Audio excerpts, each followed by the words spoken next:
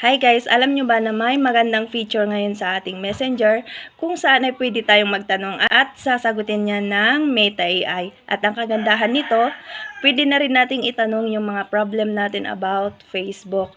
Pero bago yan, kung wala pa kayo nito sa inyong Messenger, ay i-update nyo ang inyong Messenger sa inyong Google Play. So dito sa ating Messenger, tap natin itong Meta AI.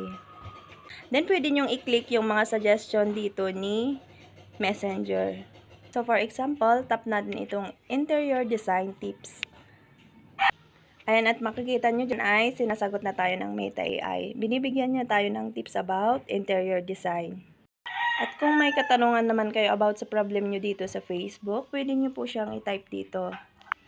At alam nyo bang pwede kayong magtanong dito gamit ang Filipino language. At Filipino language din ang isasagot sa atin ni Meta AI. So for example, ayan, so ang tanong natin dito ay kung paano i-recover yung Facebook account na nakalimutan na ang email, phone number at password. So send na po natin. Ayan, so hintayin lang natin yung reply ng AI. Ayan, so ito guys yung tanong natin kanina. So scroll up nyo. Ayan, andito yung mga tips ni AI kung paano i-recover ang isang Facebook account na nakalimutan na ang email, phone number at password.